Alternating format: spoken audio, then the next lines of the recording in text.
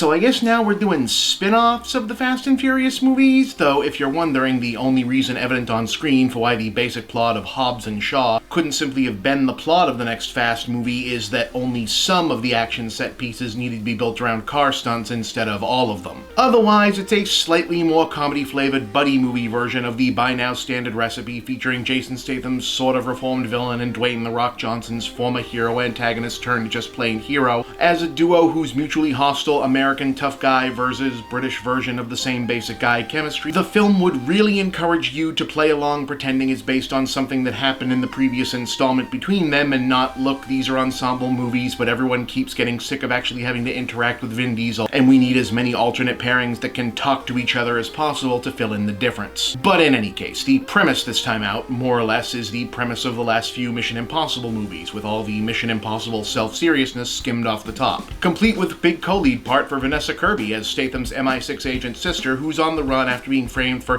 stealing a potentially world-ending supervirus sought by a high-end Illuminati-esque eugenics cult that's dispatched Idris Elba as a cybernetically enhanced metahuman. He's supposed to be like one of the Universal Soldier guys, I think, but his superpowers pretty much just add up to him being able to do things that The Rock's character can seemingly just do. So Hobbs and Shaw are brought in by the top spy agencies of their respective countries to track her down, because that makes sense in this universe, but because the Spectre-esque villains are apparently capable of controlling the media narrative with a few keystrokes, sure, they and her are all wanted men themselves and end up on an off-the-grid tour of still more expansive characters to be added to the meta-franchise, this time including a squad of, I think, lingerie model assassin vigilante burglar operating in Russia led by Isa Gonzalez, who Shaw knows somehow, and Hobbs' previously unacknowledged extended family of other big tough guy car mechanics on Samoa, which allows for a winking cameo by Johnson's cousin and fellow WWE performer Roman Reigns, and an extended finale wherein the Hobbs clan busts out an arsenal of ancient island weaponry to stage what's essentially a roughneck, sort of reality-adjacent version of Avatar's big indigenous persons versus high-tech invaders skirmish against Elba and the baddies, which makes for probably the most gnarly, testosterone-laden spectacle that's ever been destined to be derided as SJW Hollywood shoving the politically correct diversity agenda down our throats by jackasses on social media sequence in recent movie history. In case you were wondering, no, there really isn't much of a setup for why Hobbs is so reluctant to work with Shaw other than he's a criminal, when Hobbs' entire continued presence in this franchise in the first place was predicated on showing up in Part 6 and going,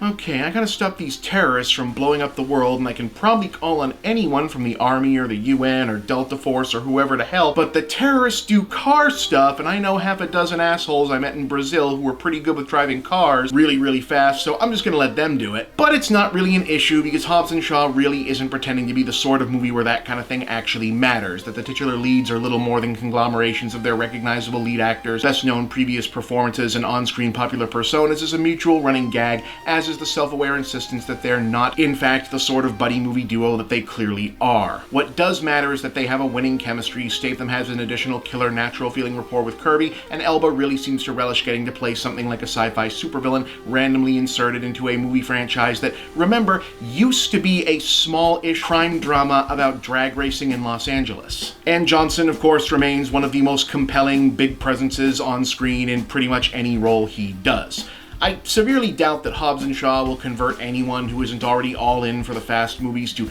binge through the others, but you also don't need to have gone to see them to appreciate this one as a solid, kinetic late summer beat-em-up distraction in its own right. The action beats work, the cast is game, it's not precisely stupid, but it's also not trying to prove anything in the brains department. 7 out of 10, I had a good time.